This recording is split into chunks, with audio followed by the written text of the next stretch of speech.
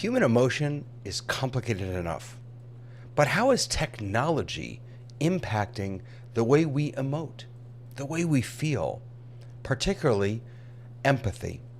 How we are able to feel the feelings of others. Does technology help us? Does it detract from our ability? And how is it changing the way we express our emotions in this world? That and a whole lot more on the rundown.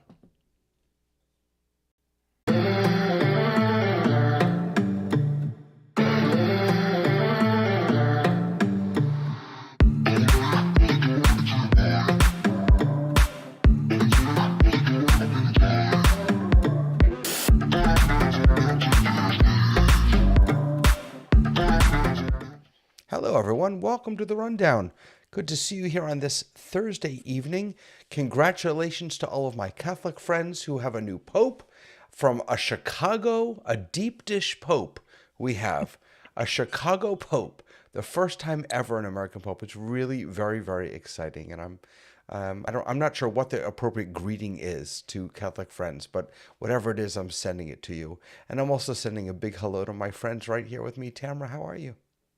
I am good. How are you today? Good. Were you looking for the smoke or no? So I was listening for who the smoke was, while I was driving from down the coast of California today. Nice. I But just I'm Lutheran, so I'm Catholic light. Catholic light. So, I was listening. They had the pope's the new pope's brother lives in Chicago, and everyone has been interviewing him. And I was thinking to myself, goodness gracious, like what is that even? What do you do with that? Becoming the right. Pope's brother. That's It's like so crazy. you know who might actually be able to give us some insight into all this is Brother Tony. How you doing, sir? Greetings, everybody. Were, were Glad to you be looking here. for the smoke? I was, And are you happy with the and choice?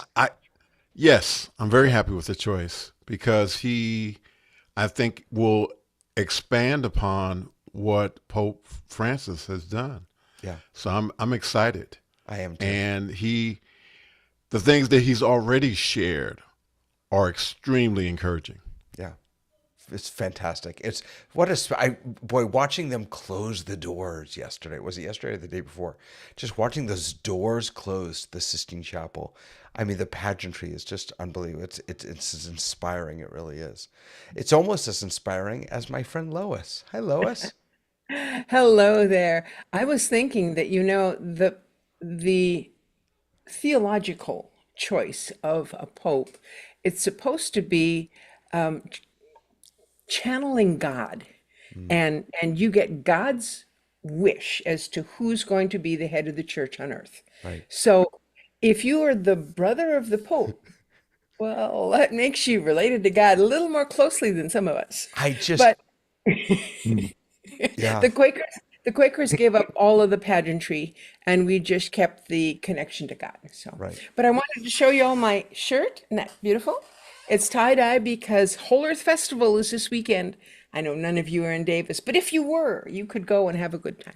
That's lovely. Thank you. Here's someone who isn't in Davis, but he's got a name like Davis. Hmm. Boy, my transitions today are just fantastic. How you doing, Dave? You're really segueing really Thank well you. today. Thank Yes. you. I'm the king, the master of segues. How are you today, sir? I'm married to a Catholic. I'm not, but yes, schooled all the time in some of these things. So Yeah. she wasn't too concerned about who the Pope is. She was just unhappy that we don't have Francis anymore. So Yeah, I understand that.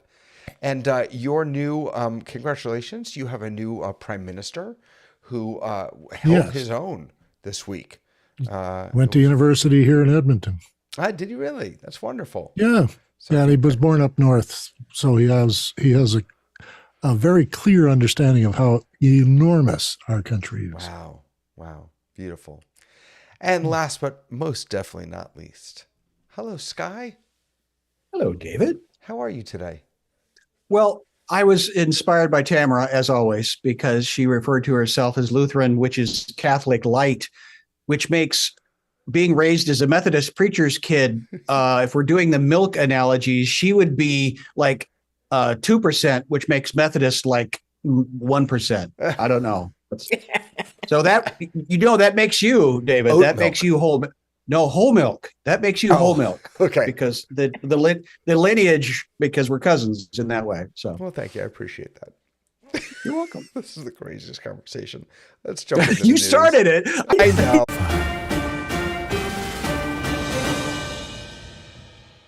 Oh my Lord, let's do it. All right.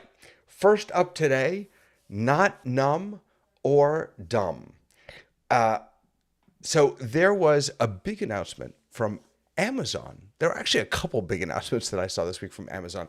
One was about their quantum computer. They are also building a quantum computer. But this one was about this new robot that they have called Vulcan. And what's special about Vulcan is that Vulcan can feel. That is to say, he has these pressure plates, or I'm not sure exactly how to describe it, sensors in his flat little hands there that you see, and he can feel what's between, so he knows how much pressure, so he's not going to break things by squeezing too hard. And apparently, this is a huge deal for Amazon because up until now, the robots that they've used have only been able to handle about 60% of what comes through their warehouses. But Vulcan can control can handle 75% of every single item that goes through Amazon's warehouses. Now, apparently, it struggles with bowling balls. That's what I saw in the video. It struggles with round things, but there are two of them right now. There's one here stateside, and there's one in Germany, I believe. But this is pretty exciting. They have spent a lot of time in these announcements talking about how this isn't about taking jobs away, although there will be a lot of jobs shifting because of this new technology, shifting toward maintenance for the robots, developing the robots, building the robots, all those different things. So I'm curious, what do any of you have a take on how important this might be? We've talked about robotics and consumer goods before, but according to Amazon, this is a really big piece of the puzzle. And sorry, let me share one last thing, and that is that the work that this robot can do, that it will replace, is the repetitive work. It's the putting in and pulling out, putting in and pulling out, which apparently is incredibly stressful on the Amazon workers physically. And when the items are either up high or down low, it's even worse. And so apparently there's what they call this, I don't remember the word, but there's a zone, right? The best zone for them to work in. And what this robot can do is hit those above their heads and below their knees areas to help them out. So what do you think? Is this a big deal? Is this a nothing? What do you say? Well, at least they'll be able to store their bowling balls at chest level. Well, right. They will have to lift their bowling balls themselves, though. Yeah. Well, you look at the factory line at any auto manufacturing, and the history there was being protected by the unions, and to the point that manufacturers said, okay, we're not going to replace you, but and unions did their best, but effectively the machines are now doing the repetitive tasks of large manufacturings of large machines such as automobiles. So that these are doing small tasks, that I'm reading your article here, it says that they are learning from their own mistakes, which is almost a cognitive experience that we're at now, which is different than 20 years ago in Detroit. So the repetitive tasks, replacing humans, humans are still going to be humans, just doing different things. Absolutely. There are over 750,000 robots in their fulfillment centers. I think most of them are the flat top robots that just drive the things around. One of the things that I found fascinating about this is that these robots, especially things like Vulcan and other large robots, are all behind gates. They're all fenced in. Well, yeah. I don't know. You wouldn't want them stolen and you wouldn't want them to escape. No, it has nothing to do with it. They're not- You don't want them to escape. That's what it is. This is No, going to be a Lois, good they're not night. running away. Oh my God. Have you not seen the swimming pools in Southern California? You have to have a gate around it to keep the kids from falling That's in. right. I don't know. It feels a little I don't know. I worry that if we have to protect ourselves from them, then maybe they're not ready for prime time. I think that's We're my protecting them from bad guys who might want to come and steal them. Right. No, I think that's that's not. what- No, it's for worker safety. It's for Right. worker safety. Well, here's the thing. Like this is speaking to the nature of how work is changing, right? Because from a business standpoint, it makes perfect sense that you would try to use a robot to do repetitive things. But when you look at how we think immediately of the people who are being phased out of a job, and they're saying it's not that they're not going to have work, they're going to do other work. The other work they're talking about is white collar work where people have to have specialized knowledge in order to take care of robots. But if you play it out all the way down the line, workers' comp claims are going to go down. That affects insurance companies. That affects employees there. It affects less people in the factories working. That means that all of the neighboring places that support those workers are actually going to be impacted as well. But that's happening in every single part of work. And I think that it's speaking to a larger issue of how is work changing and how are all of these technologies making work look different, and it is affecting way more than the immediate people were thinking about. That's It's actually absolutely true. affecting all communities that service those workers, and so I think that's So- kind of another piece of the puzzle. Yeah, absolutely. As Scott, take it. a tacky response, that think of all those urgent care facilities now are going to be put out of work. Sorry, that's a bad Urgent care joke. But it's like in a way, like that makes perfect sense from a business point of view. I don't want to pay high premiums in workers' compensation. I don't actually want to be responsible for workers being hurt, but it also does impact all of the service people. That I don't think it's a reason not to do it, but I do think it's a reason that we are, as we're talking about these technological changes in the environment that is work, we have to kind of be thinking about it is a disruptor way more than the initial thing we always kind of hear, which is we're displacing workers. When you look at the automotive industry, that's a perfect example because an entire community shut down. And it wasn't just the community of people who went and worked in those factories. It was all of the surrounding things that serviced the people who worked in those factories. And that shows everything is connected, but it doesn't necessarily mean that this robot is going to be a major player in what's going on, because there are so many other factors, so many other things, so many other chances. And so every day people are laid off, or they're out of work, or they can't do a particular job or whatever, and that's life. Right. Here's the thing. I agree with you, Lois. I don't think this robot necessarily is going to change the world, but I do think that this is yet another step on a road that is becoming very, very familiar to all of us, because we keep hearing about it. And when the big companies say that they have a big robot that can do big work, that's, I'm not saying good, bad, or otherwise, it is transformative. And this feels like this could be, because Amazon handles billions of packages every year. If anyone knows what you need in a fulfillment center to make your business hum, and you are a packaging and shipping and selling, you're Amazon. It's Amazon, right? They know what they need, and they are developing what they need, which means other people will be able to perhaps use the same technologies. And it also means that they're finding a response to problems that they were having, and this is a solution to the problems. So Amazon is probably going to stay in business longer because they've solved some problem or other. So I guess I'm more life changes, that happens. Right. Well, the But I bigger think problem that is going to there's be filling the fulfillment centers with product. since we don't have ships coming in from Well, China. that's all right. That's a whole other thing. The You're whole absolutely other right. deal. Is it? This Is it? well, no, it's a strange time for this announcement. I agree with you, because given that, right? Which I haven't seen yet, but I'm told it's a week or two out. I just saw pictures of the It's a Seattle Harbor gamble. empty, so that's Really? all I'm. Wow. Yeah. Yeah, Tony, go so- for it.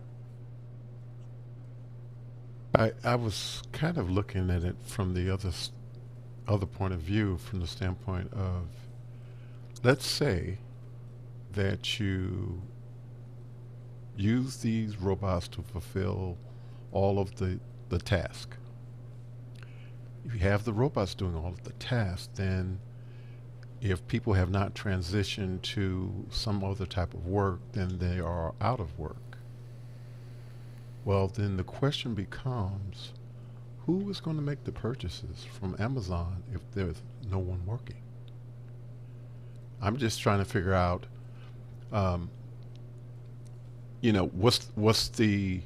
there has to be a way in which people can continue to have a living, therefore being able to make purchases so that Amazon can continue to have businesses.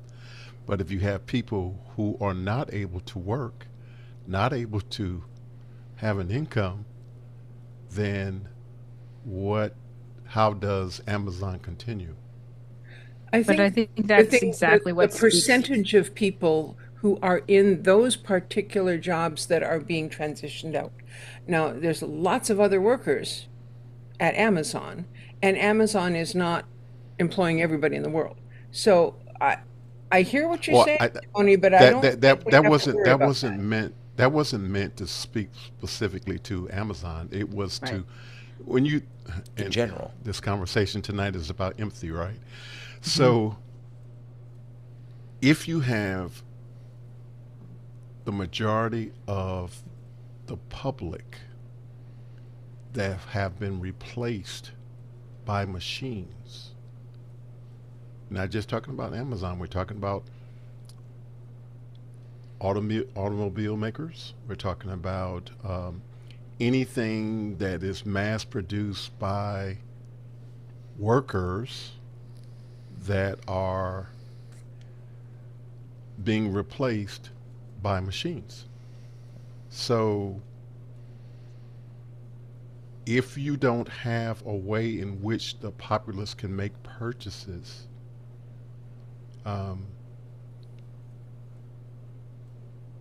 I just see it as, and I am definitely an advocate for technology and the use of it, but I am particularly concerned in this climate in which we live, where there is, or there seems to be, a lack of empathy, a lack of concern, a lack of care for those that are at the bottom. And I'm just not sure that if there is not a mass way in which people can transition to doing the jobs that has already been mentioned, if there's not a way in which, be it in regular high schools or training academies or something that is going to allow the populace to be able to transition into something that will allow them to be able to provide new skills in this. If there is something that is in place where people can earn a living based on being able to operate within this new technology, then I think we're good. Amazon's But if not, This Amazon's is what answer to that would be that they have an apprenticeship program where they pay their employees to gain the skills to learn about robotics, and then those new jobs in turn pay, I want to say 40% more than the current the shelving jobs and that. So that would be their answer to that, which is it's 12 weeks of in-person classroom learning, 2,000 apprenticeship hours, and job placement. But you're right, Tony. I just want I to don't know say, where the let me just say this last thing, and that is that you said the people on the bottom. It's those of us that are doing the menial work that are going to be most significantly impacted by the new technologies, because that's what this new technology is great at, right?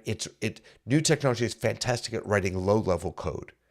You don't really need an assistant programmer anymore, because you have Cursor and you've got Gemini and you've got all these other tools.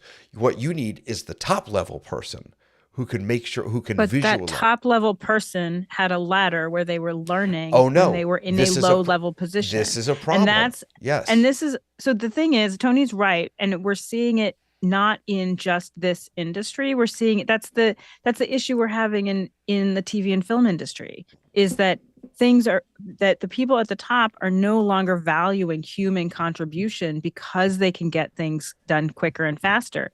And even though I'm a business person and I'm like, yeah, you're right, you should be able to do things quicker and faster, we are running the risk of every single industry looking at quicker and faster and saying we don't need humans in this position, we need to downsize. We're seeing it in vast ways in every single sector. And at what point did the two things crash into each other, where you have replaced the value of a human worker and investing in your workers? And Amazon is saying that they are going to invest in their workers, and I love that for them. But that is not what is happening. It's not what we're seeing happen in industries. They've been doing it since 2020. And Gary Lund, who's watching, is saying is calling our attention to universal basic income. Yep. Oh, so we are going to land in a starship somewhere in the universe. Captain Kirk.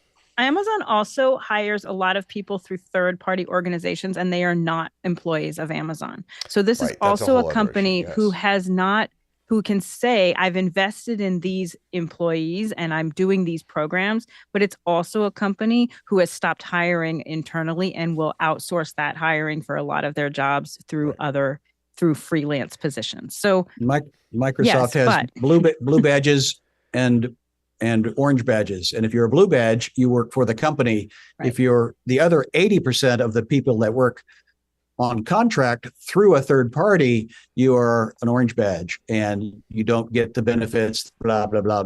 Right. And so because that way you can be let go at any moment without any recompense. And that came after a long lawsuit.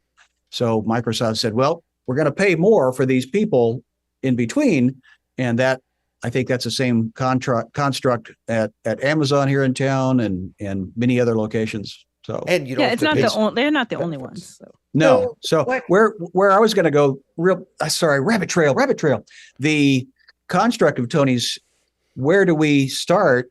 Well, this is a marketplace. Remember, the original marketplace is the food, and the farmer would bring it in and you would buy something, and then it became a general store, and then the commoditization of manufacturing came in, and then JCPenney's came along, and then the catalog, and then Walmart comes along, and then now this is just the next iteration of consumer and moving products along from a manufacturing point of view. How do you make it cheaper and sell it and not store it? And that was Walmart's big gifting, was they had the QR code so that on your Safeway store, as soon as that tube of toothpaste went off and was scanned through, the next piece was being created and shipped to Walmart, but it never stopped moving until it got onto the shelf, because warehousing is what is expensive. And so this is the Tamara, what's that called? Right now, right, or ready? Just in time. Just in time. So thank you, Dave. Yeah, just in time instead of I was just watching a podcast that was talking about where did that fit into this conversation? I don't know. Yeah. So all right, last one word, of Lois. the things for us to think about is none of us own a giant company. We can't change what that giant company is going to do, but we are all consumers, and we can choose who we buy things from, where we get stuff. We have a choice. We are the customers. So let's be conscious of what we're doing. Yep, absolutely. All right, next. Nonprofit AI for all. So you may have heard that OpenAI, they've had a little kerfuffle as of late because they wanted to go be a for-profit company. That's not entirely this whole story. They wanted to establish a for-profit arm or part of the company, or maybe separate company underneath a parent company, whatever, because they did not anticipate how much money they were actually going to need. The scaling of has just blown beyond anything they ever expected. Without any surprise to any of us, a lot of people didn't like this idea. And so they announced that OpenAI is to remain under nonprofit control in change of restructuring plans. This was announced. It was also announced, by the way, that they're bringing in a new CEO, that there's going to be some changes with Sam Administration. Excuse me, that he's not going anywhere, but he's going to be shifting in his role. So here's my question. Right now, we can all access AI. There are lots of AI tools out there. Most of them have some sort of free entry point, right? ChatGPT is free at the basic level. Do technologies like this need to be free so that everyone can have access to them? Or Need? Should they be free? Should and need are two separate words. Okay, I mean should. mean Need should, they okay. be? Should they be? Must they be free so that everyone can have access to them?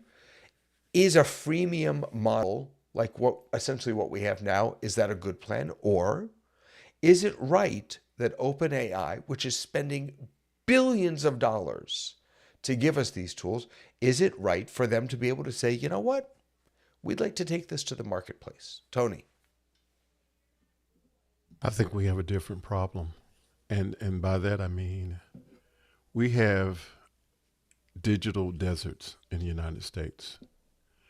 We have places where people don't have good internet. And so if you have people who are not able to access the internet, then consequently, they are not able to access the AI features. Now, to answer your question, I would say that it should be available to everyone from the standpoint that it is, I would like to think, an opportunity for people to level up in terms of their education, and maybe even speak to our earlier conversation about training and people being able to improve themselves. And so that's my answer to your question. Yes, it should be, but we have some other things, some other infrastructure issues that we have where people, and even so, some people have internet, but it's not adequate.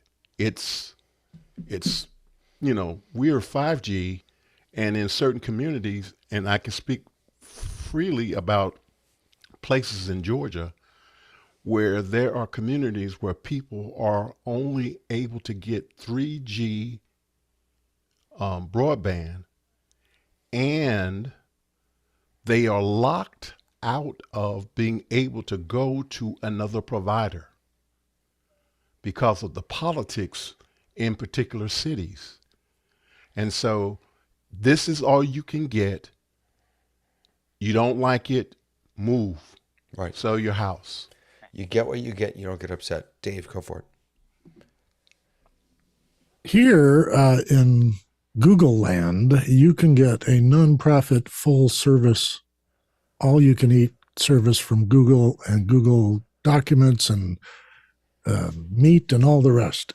It's available to any nonprofit organization pretty much across the whole world. All you have to do is sign up for it, prove you're a nonprofit, prove that you're an ongoing nonprofit, and that you're going to make use of it with your membership or anybody else involved. All of the communities in my city are all signatories to this free Google full service. I think it's a service Google gives because it helps them become the brand, just as Microsoft and Apple got into education and tried to make it the brand. I like Tony's notion that if everybody had access to AI, it does level the field. I don't like the idea that I can only pay for the free stuff until it runs out my points, and then I have to wait. And that's a lot like, network television. So I think if I were to use, I'll give up that metaphor.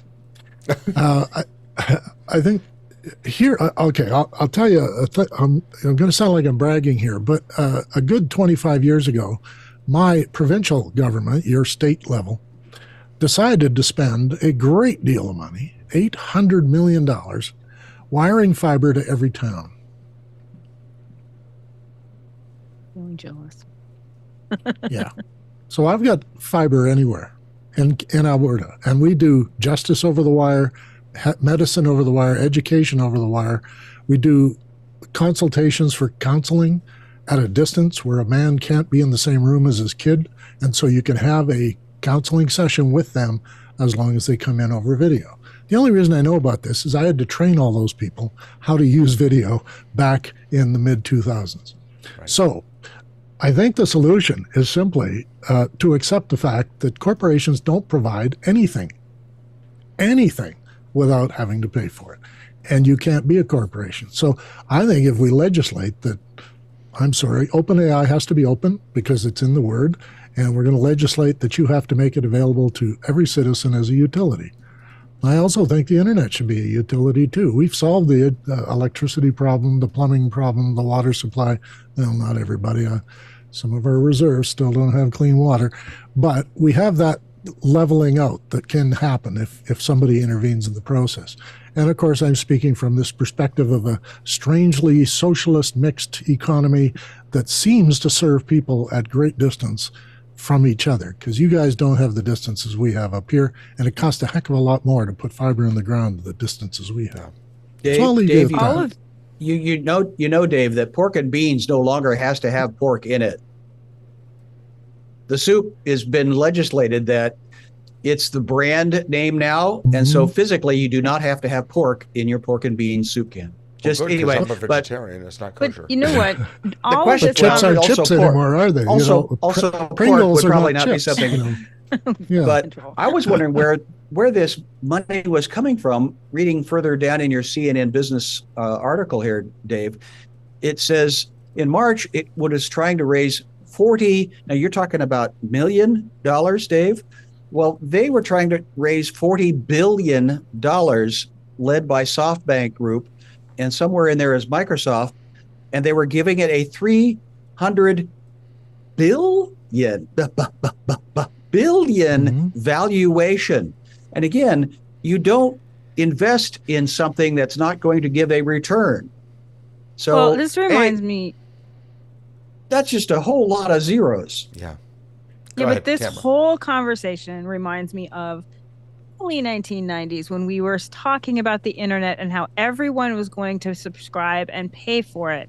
And we built an entire business model that will give a little bit for free, and then people will want more and they will pay more. And in fact, that didn't happen. So the money that, like, we are not subscribing to Facebook.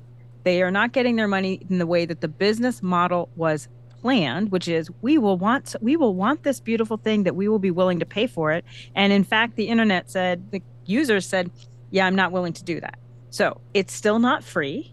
We are the product now, and they have found other ways to make that money. But all this talk about like subscriptions and things like that, we did this already, and it like completely blew up because everybody built their whole business model on something that the audience said, yeah, I'm not going to do that. So this isn't the final business model. It's just not going to work because people are not going to say, we're all being torn with these subscriptions. This subscription model at some point is going to blow up because we're like paying a little bit here and a little bit there. And at some point we're gonna be like, yeah, I'm not paying for anything anymore. I don't care. I'll find something else. I'm not sure. It depends on whether you're professional or not, because if I don't have a lot of money, I'm not poor, but I don't have a lot of money, and I will go for the free option, and I will only do 3 rabbit holes a day instead of more. But someone who's doing a professional thing where they need a particular service, they'll pay the subscription and they will get what they need. And I think that model is working just fine for a lot of companies. because they're supplementing with advertising and selling people's data. So it is not Maybe. there. It's not free. It's not free. Your free version is being paid for in some way. And my So free version is the come on. It's the bait. It's the let us get you hooked. And when you get tired of having to stop at 3 rabbit holes, and you go and pay some money. Can I So just say, that works. it works. I am proof that I have spent so much money in Lovable.dev because I started on the free plan and I just kept building and I wanted to fix this, I want to do that. It's absurd, but it hooks you in, it gets you in. What we're talking about with OpenAI though, and we've gone astray a little bit, which is fine, is the idea of being a nonprofit. And nonprofit is different than free, right? Nonprofit is right. works on a set of values that believes, perhaps going back to what Tony was saying, that everyone deserves access. Not that we're going to give it as a freemium and you can have the crappy version and everyone else can have the good version, but instead we're going to build something that everyone can have equal access to. At least that's how I understand the conversation. And I believe that But are at least they, what these like- well, wait, I think what these companies are saying is that they want everyone to have equal access. I think what these companies have to be doing is answering to their shareholders. I think they're weighing to their programs. whether or not they can be a profitable company, and they're realizing they can't be in a business standpoint, and they're staying nonprofit and saying out loud that it is for the good of the people. Really? I honestly do. If they Okay. thought they could make the money, if they thought that they could go forward, they would. I don't believe that it's altruistic in that, because this is a business. And it doesn't mean that they don't hold both values. They can also say, well, I really believe this to be true in my heart. But if they're trying to be a for-profit company, then that value doesn't matter. It's, can you make that money? And I think we're at the point where we were with the .com era, where they're like, we're going to put money into this, and it's in the research and development with the expectation that we can sell this product to people and they're going to subscribe. People are not going to subscribe. The average person is not going to subscribe for $200 a month, which is what they were saying. Like, that's not realistic.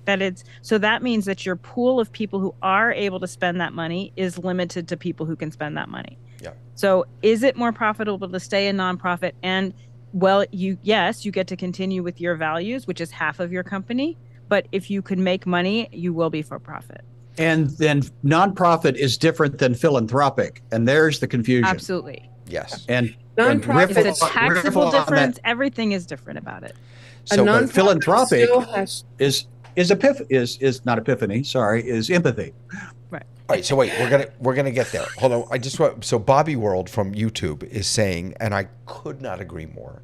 I will pay whatever I find value in, and that's right. So I'm gonna go back to Gemini for a second, to Google's Gemini, because there was a lot of news from Google's Gemini this week about the new 2.5 Pro model. I keep going back because I'm a Google user. I keep going back and using it. I keep trying, and it fails me every time on the most basic, simple tasks. And so because of that, I don't pay for it. I take the same query and I put it somewhere else in OpenAI and I immediately get the answer. And so I pay for that. People will pay for what they find value in, I think. Lois, last word. last word. Okay. A nonprofit doesn't mean that you don't need money.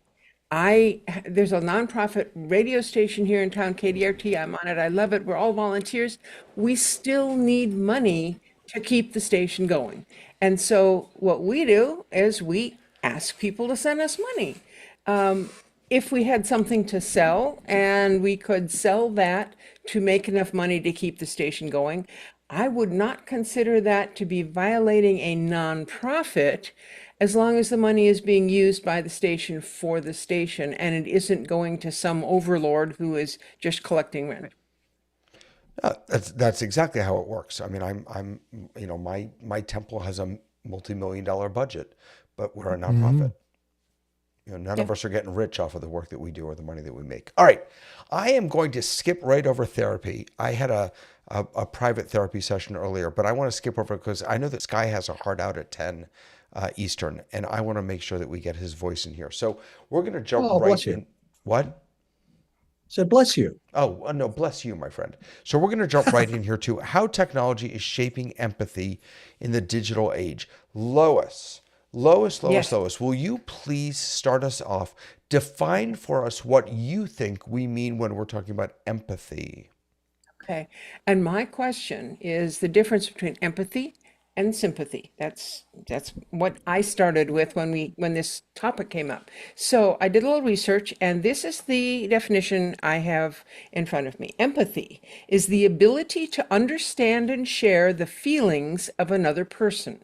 It involves stepping into someone's shoes and experiencing the world from their perspective. This means you feel with them, sharing their emotions. Now, sympathy, and there's this great little picture here, little thing. Sympathy is when something happens and I say, well, I'm so sorry that whatever, your dog died, your kid died, but whatever the bad thing was, I'm sorry. Empathy is I had that same experience, and therefore I feel for you because I know what it's like. And so in my mind, that leads me to go, all right, I have no kids. I've never had a dog. Does that mean I wouldn't be able to have empathy with someone who had a disaster in their life that I didn't share? Can I only be empathetic with people who are like me?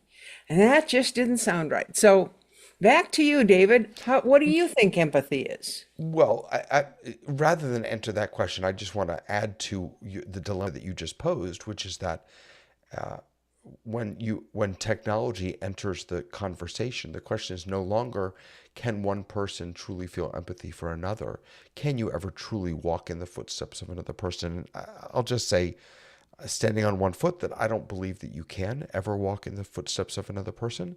I think that when you have shared experiences, you will then perhaps have a shared vocabulary, which will allow you to communicate more easily than you may be able to communicate with others about that experience with whom you didn't share. But I, I am David. You are Lois. You are Tony. You are Dave. I will never know how you're feeling ever, um, and that times multiplied by whatever when it comes to technology, knowing how I feel, being able to empathize with me, all those questions. Sky, go ahead. Well, as this conversation begins, the thought of I am a human. David, you are a human. Dave, Tony, Tamara, Lois. So these tools that we use are technology, but I understand a social being as humans, and whether the introvert or extrovert component is a part of the conversation, the social being is a part of our construct. Now, I'm not a psychologist, not an anthropologist, and this is where Dave's going to come in and set me straight. But in the social beingness of humanity, where and how do these tools either help us or get in its way? And Dave's going to answer. Okay, I'll take the mantle. Empathy requires imagination. You have to imagine another person's life. And it's hard for people to do that sometimes because they have limited capacity for imagination, or they have no direct experience with that situation. My younger brother had an illness, well, not an illness, a condition called cerebral palsy. And it made it physically difficult for him to do things. He was all there in the head, but he wasn't able to do some things. He was never employable.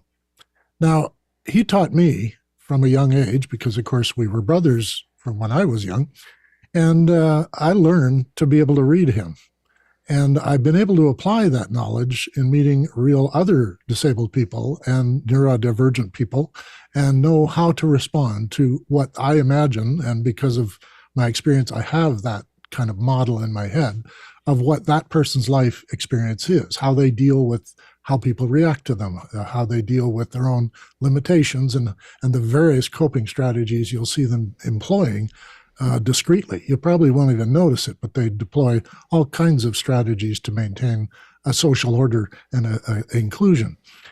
I think empathy opens a door for you to be able to change someone else's idea of reality. They are able to influence you, and you are able to influence them, and empathy is that doorway. And because there's a lowering of imagination, and I think it's probably a great master's thesis to do this with technology, is that every technology we have to adapt to. And we're not adapting well to the internet. We're employing strategies which would be more like warfare than they are like civilization building. And somebody wants to win the internet. They want to have success over. They want to attract the largest audience possible, and they'll do tricks and play games with people about how they feel. And TikTok is full of this stuff. Now, sorry about that. I apologize. The way things go that way, we're in trouble technologically because people, as it said in your notes, people are building technologies without taking this into consideration, that everyone constructs their own reality based on the tools they're using and the kind of technologies they absolutely rely on, like a wheelchair. And if you can't be empathetic to somebody who's in a wheelchair, there is definitely something missing in your life. So I'll leave it there.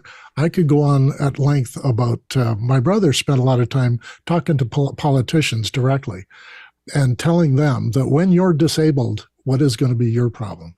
It's inevitable. I mean, I'm already disabled. I will be more disabled if I break my arm. I will be more disabled if I, have a cast on my leg. I'm going to have a car accident perhaps, and then I'll be disabled. These are temporary situations for you and me, but they're permanent for many people. So neurodivergence is all over the internet right now, but it's being watered down because everybody thinks they have it. It's like a psychology. We all think we have one. And it's like television. I've watched a lot of it. I know how to make it.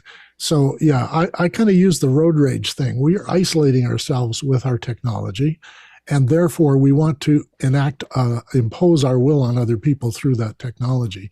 And that's the primitive approach. The way back when train guys ran the show, we had to have regulation for what kind of safety and rail to run them on and all that. So we're still getting to that point of having to understand what it's doing to us first, and then how we would like it to not affect the society we hope to have.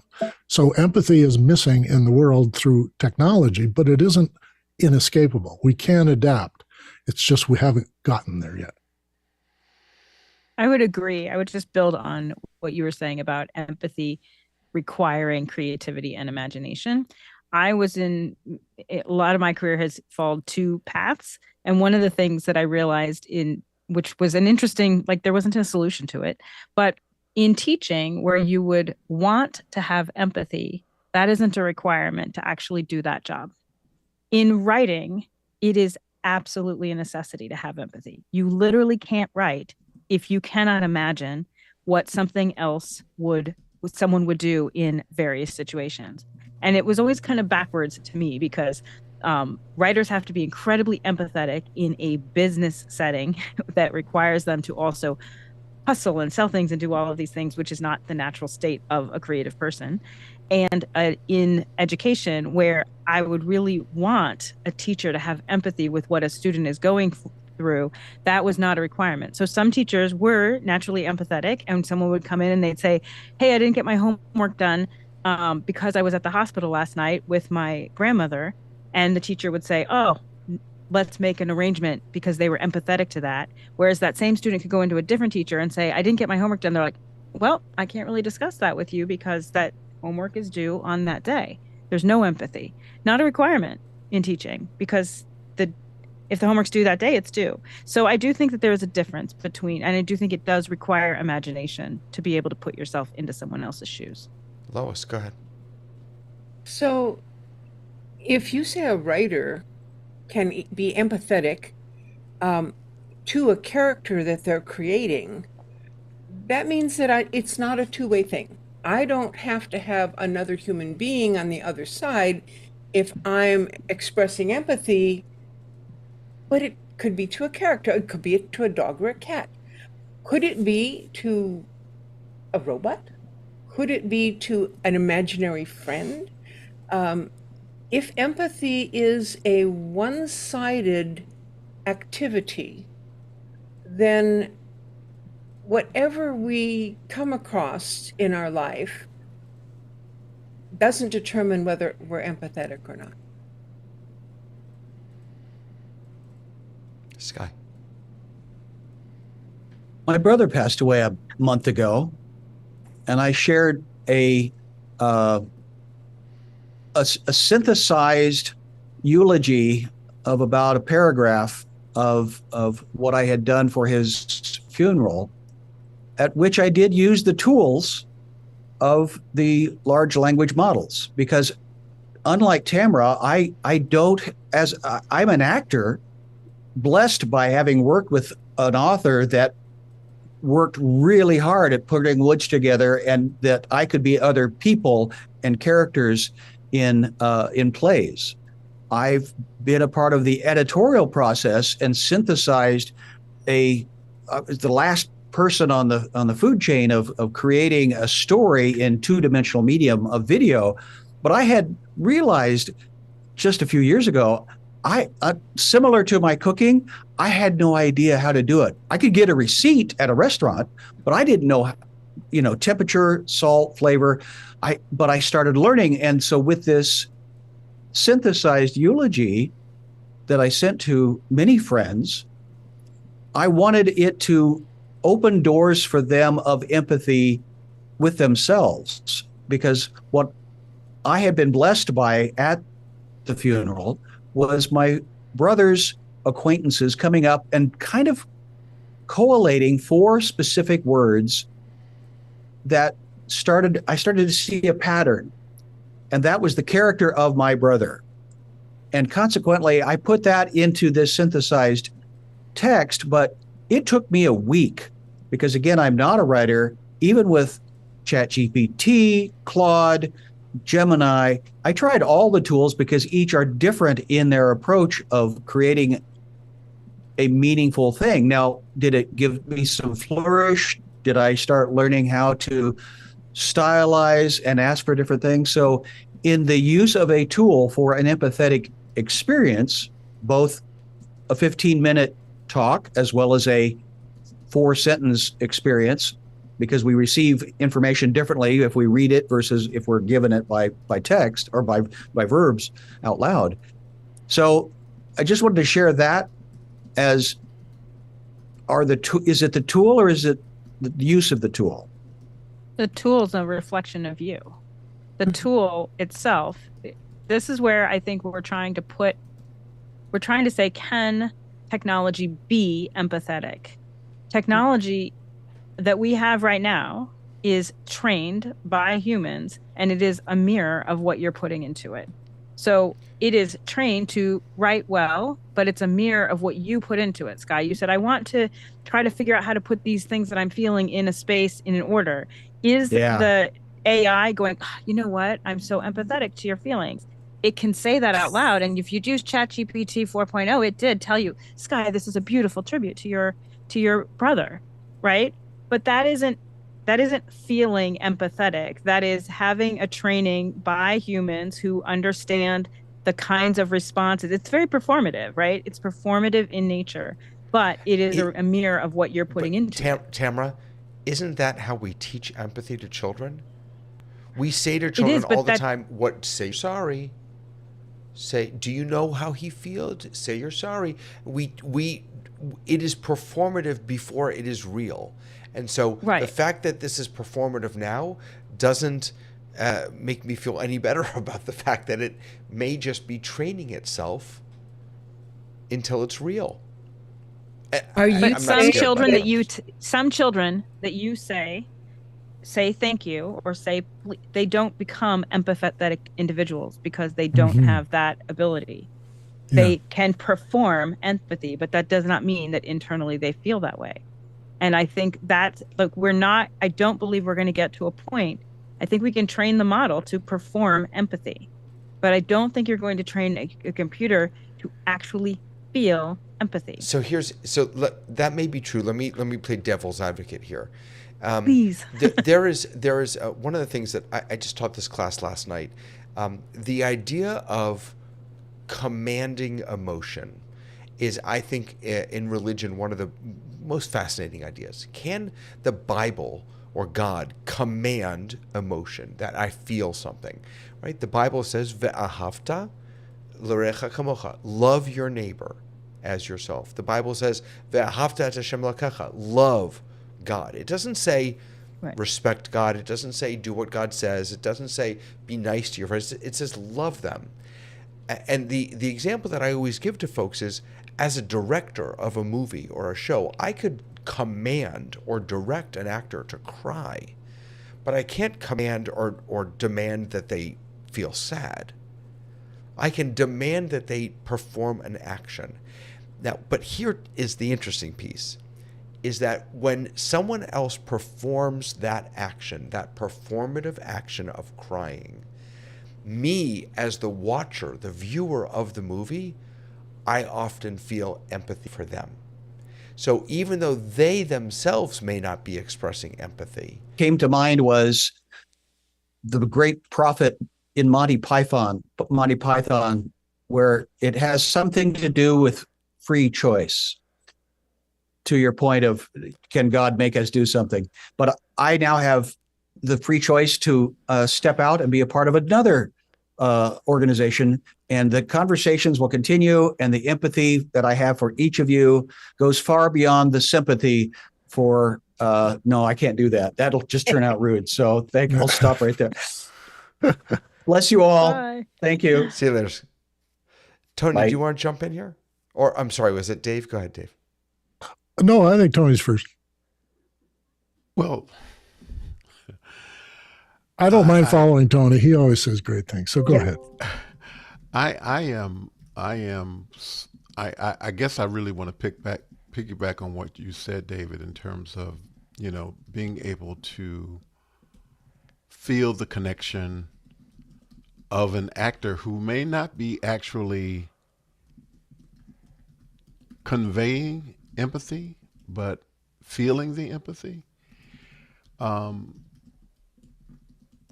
find myself, as I have gotten older, really being more empathetic to a lot of different things. And I'm not sure if it was always that way, or is this something that I am sort of feeling more connected to people. As I was looking over our some of the things that we were going to discuss tonight, I decided to ask ChatGPT what it thought about an empathetic social network.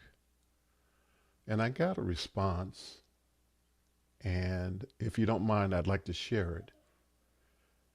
It says key elements. First is would proprietary prioritize Prioritize. prioritize meaningful and respectful interactions, perhaps by encouraging users to share stories and experience that foster connection and understanding. It could incorporate features that promote active listening, such as tools for reflective feedback or prompts that guide users to respond thoughtfully. Additionally, it might use AI moderation to maintain a positive and safe environment, ensuring that discussions remain constructive. Empathy could also be woven into the design by offering mental health resources, encouraging supportive communities and facilitating real world impact like volunteering or community support projects. Ultimately, a truly empathetic social network would focus on nurturing genuine human connections and fostering a culture of kindness and empathy. And, as I read that, I said, well, that's pretty good. And what I gleaned from it was the most important thing that I think that we've been talking about all night is connection. Is connection. Mm-hmm. So for a machine or an AI to have a human connection, can it be prompted to have that? I'm not sure. But what I do know is that the way in which we engage with empathy is because of our human connection. So I guess it's still up in the air. And so with that, I'll say a hand off to you, Dave. Lois, go ahead. I would like to refine the definition that we started with tonight.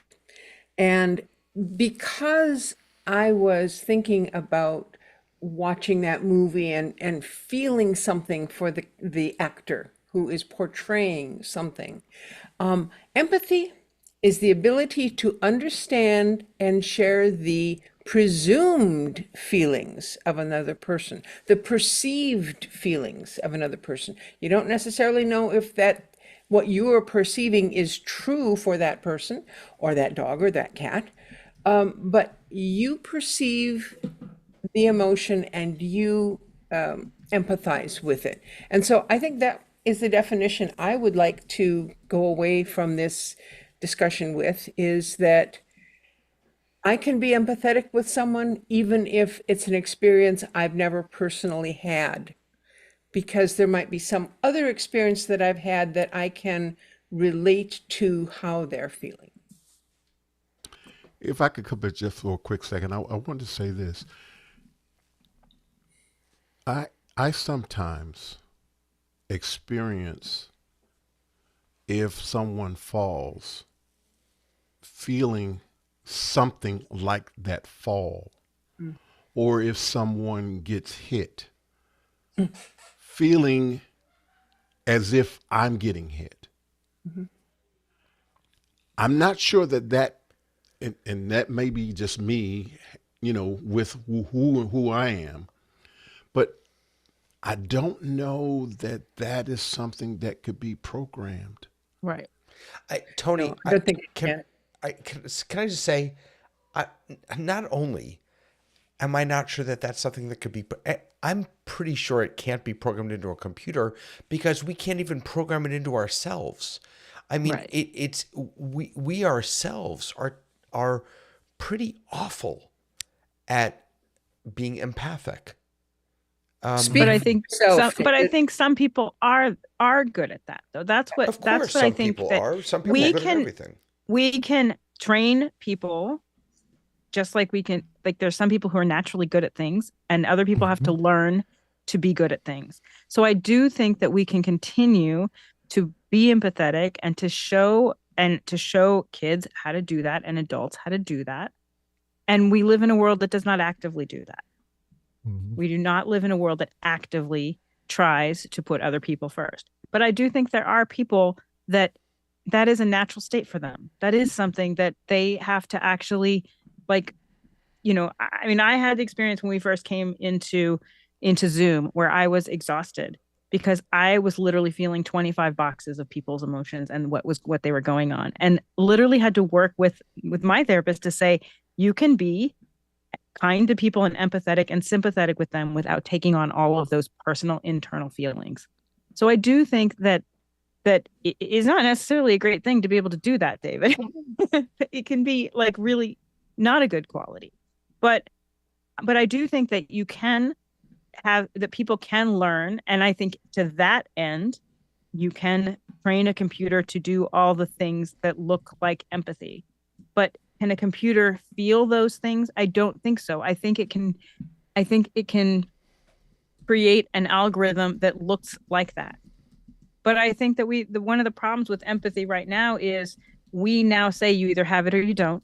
And we live in a world that we try to teach kids how to do things, and we try to teach adults how to do, how to be kind. And we do not have evidence of that happening every single day on the news. We have lost our value. We've not valued empathy in a way where that is more important than some of the other things that we do value. And I think whether or not people are naturally empathetic or not, the fact that we don't value empathy just in general in some of the big picture things is a loss. And do I think technology is going to bring that back? I don't, because I think that technology is a reflection of the people who are programming it. So It always one is, of the sure. things we can do is, and I agree, but I disagree, because I don't want to say the whole world is one particular way. There's lots yeah. of people doing No, lots and of I'm different not. things. And No. I and don't when think you anybody say, here is. Yeah. so the big picture of we've lost our, no, I don't think so. But what we can do is we can give each other permission that if you don't have empathy, you don't have the experience, you aren't able to share that, you can still have sympathy, and it's okay. Sympathy is not bad. If I say, "Oh, I'm sorry you got injured," that doesn't mean I'm a bad person because I'm not being empathetic. It just means that's all I got to give you today, man. So I'm sorry you're having a tough day. It is my turn I now. think Okay. Go I'll ahead, be. Dave, I'll go be. You're all taking my turn here, and also I have a big grab bag now full of responses I can't give you. Anyway, to Tony's idea that this is something that may not be learned. The thing about the actors is that you're relating to the actor, but you're not connecting. You're relating to a person's performance, and you're enjoying. And we are in a. Every medium we use puts us in a different state. When you're in your car, you're in a different state than you are when you're talking to Dave over a pizza. You're in a different state when you're at work and you're wearing the suit and tie. It's all state, situational, and context. So when you're doing a Zoom call, you're in a particular state of mind. And Tamara has described it quite adequately. Trying to coordinate your feeling about everything people are saying. I go back to the imagination thing, and I remember a toy called a Tamagotchi, and it made children responsible for the existence of a character. And they had to feed it, they had to pay attention to it, they had to play with it, and if they didn't do all the right things, it died. And you could have a Tamagotchi funeral. Well, we don't make tech like that anymore. We don't make it so that it will put you in a situation where you can learn something, where you can take a skill and transfer it to the real world. We're doing it in silos, and we're learning to be a separate thing for everybody. And we're being isolated by our technology. We're separating ourselves from reality, and we're manufacturing a whole new idea of what it is to be a human. And I'm sorry, sympathy is not empathy, and it doesn't come anywhere near it. Sympathy says, I'm so glad I'm not in your situation. Empathy says, I wish I could help you with your situation. And it is an act of empathy, not a response to a situation. So I push back on that one. And I go back to it opening a door to be able to be changed by or change someone else's reality. Because all of our media do this to us. They massage us into cooperating with its parameters. And we're talking about robots all day today. And we're not talking about, Dexter is on the ISIS, the space station. And he's a robot from the waist up. He's even got a face. And they relate to him. But they certainly don't expect empathy from him. And they relate to his situation as if he's a real person. But he's helpful. He can hold things, do things, and make things, or remind you of things. He's great help up in the station.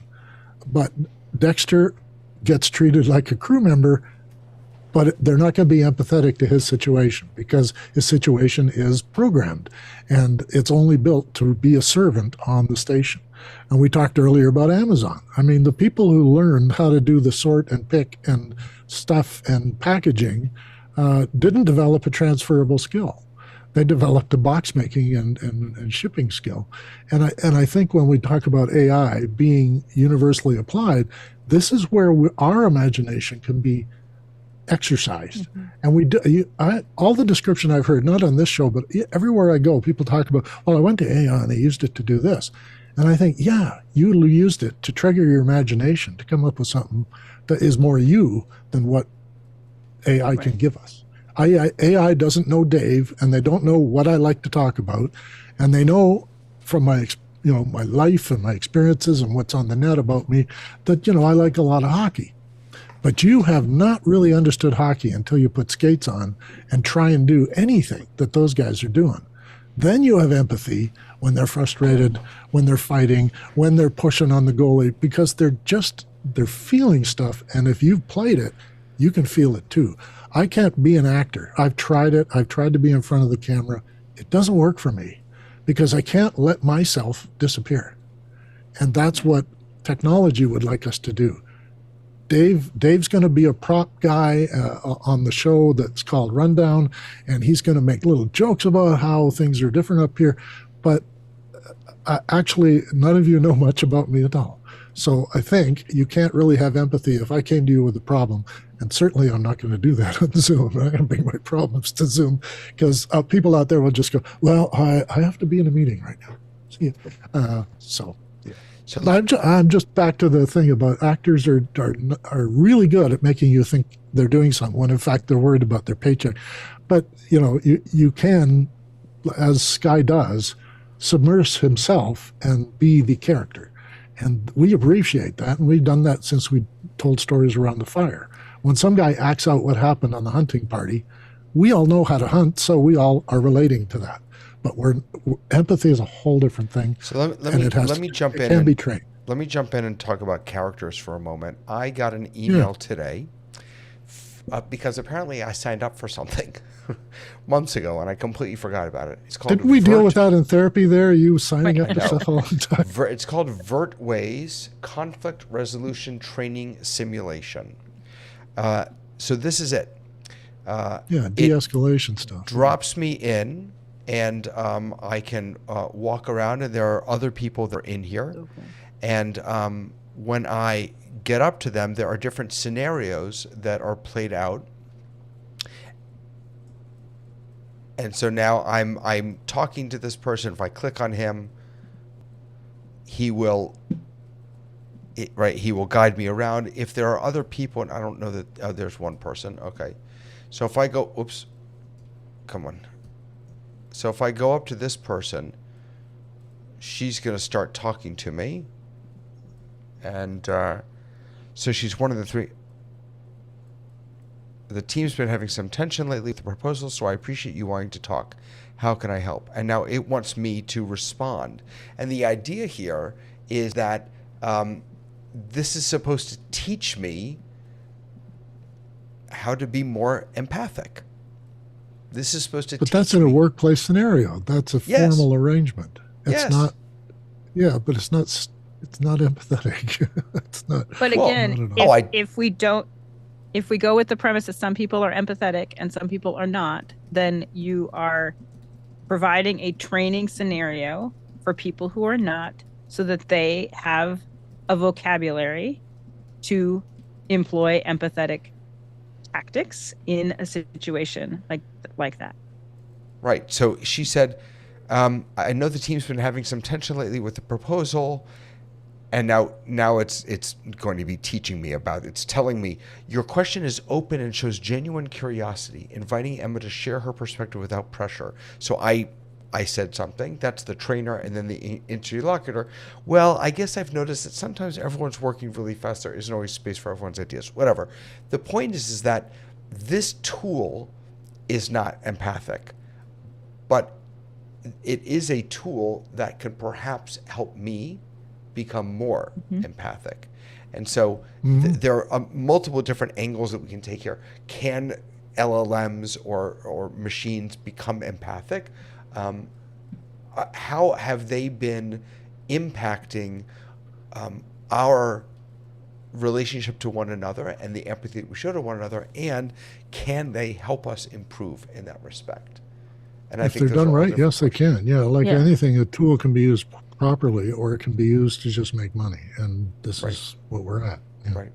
Well, and that tool is very interesting because it is really analyzing interpersonal communication. Yes. It's analyzing your interpersonal communication, and if you gave it maybe a not so good response, it would say, "What's interesting about what you just did there is that you may not realize this, but the way that you phrase that could be taken this way, and that will give you Right. the set of interpersonal skills that you need to make decisions in action." To use different vocabulary because that's what it's teaching you in It that. says It's here, for saying, further improvement, you could acknowledge that Emma might prefer to avoid conflict and reassure her that her input is valued even if she feels uncomfortable. right.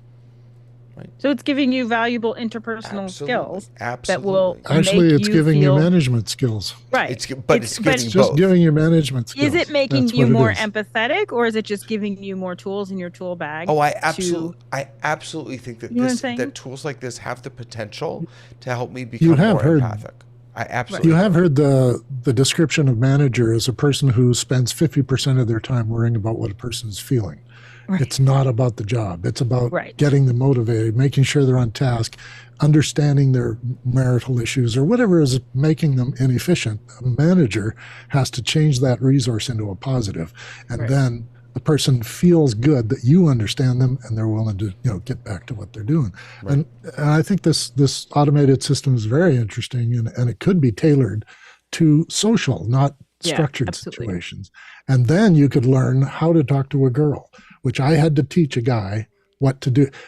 I found it really funny, the young people that came out of college with graphic artists and all the rest. And he asked me one day, "How do you meet girls?" And I says, "Let's go to the window here," because we worked on the second floor across from a college. And I says, "You see what it is at lunchtime here? Look at all those girls." "Yeah." "Go have lunch over there.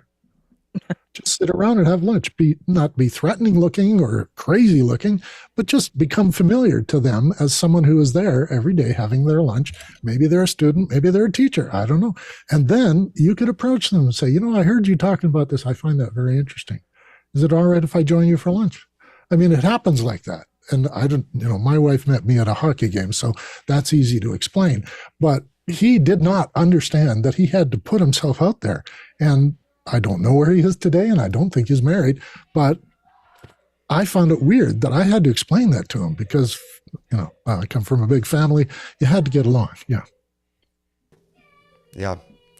All right, We're folks. talking about ahead. empathy, and I think we've had a dozen different definitions, and most of us agree that machines are never going to have the well, currently at least, machines are never going to have the feelings or share understanding with a human being. And so I think we've answered our question that empathy is not possible from a machine, though it is possible from a human to something that's not human. Good. Yeah. Imagination in one direction, but Right. there's no way the machine can have imagination. Yeah. All right, my friends. I just want to say. Oh, here we go. that Tony brings home. No, I just want to say this. As I was listening to what everyone has said, I think that we're right. But the thing that Lois just said about currently, I think that's what we need to focus on currently. Because I am a science fiction nerd. I mean, I love science fiction. And I believe that I may not see it, but I believe that there will be a holodeck that will create real people virtually that are able to be sympathetic, have empathy, be able to diagnose what the person who is interacting with them is really needing from them. And I believe that will happen. I may not see it. I probably won't see it, but I believe that it will happen. I believe that when our current, the program that you're using right now, David, great grandson program is available, that it may do all that. And I'm hopeful. I'm hopeful for, as a science fiction nerd, that some of the positive human conditions that are portrayed in science fiction come to life. Yeah, Agreed. agreed. All right, friends. Thank you for a lovely conversation. I appreciate all of you so much. I am empathic to the fact that it's getting late for you and for me. And I'm And really I'm sympathetic with your empathy. thank you.